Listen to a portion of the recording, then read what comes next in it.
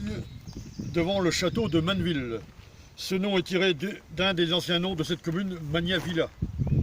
Les Turgot seront propriétaires de ce domaine en 1613 et leur fils Antoine fera construire ce château dont on voit l'arrière. Si au début 1200 on trouve trace d'un Turgot sur Longvillers, c'est à la fin du XIIIe que l'on trouve trace de l'ancêtre le plus éloigné, Georges Turgot. Il était sûr de la Bionnière, près de Tingebré. L'hôtel-dieu de Condé est de cette famille. Les Turgot fourniront à l'armée, à l'église, comme un prieur au Plessis-Grimoux en 1518, et à la magistrature des personnages distingués. Citons le ministre de Louis XVI. Ce château est de style Louis XIII à l'extérieur et est construit avec la pierre d'Orival. Nous sommes passés devant cette ancienne carrière ce matin.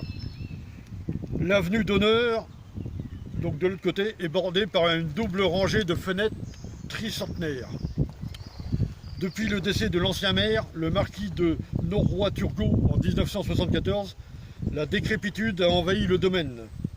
Du mobilier, des bibelots, de la vaisselle sont ainsi passés aux enchères. De même, du terrain à construire a été vendu. Nous allons d'ailleurs traverser cette parcelle dans quelques mètres. Et de l'autre côté. De plus, la mérule a fait son apparition. Mais un trésor patrimonial venant de l'ancien argentier de Louis XVI était stocké ici. 14 000 manuscrits gisaient dans une pièce ouverte aux quatre vents avec des carreaux cassés aux fenêtres, c'est dire l'État. Une intervention de l'État a sauvé ce patrimoine.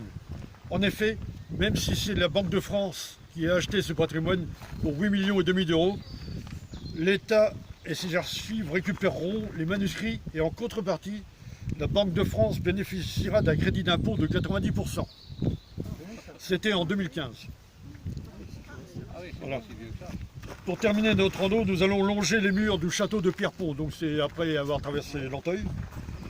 Là encore, c'est un édifice récent, il est du 18e. On y accède néanmoins par un chemin plus ancien, se nommant la rue du XIIe siècle, en référence à l'église qui existe toujours. Pour conclure, ce château et ses dépendances servent dorénavant de maison haute.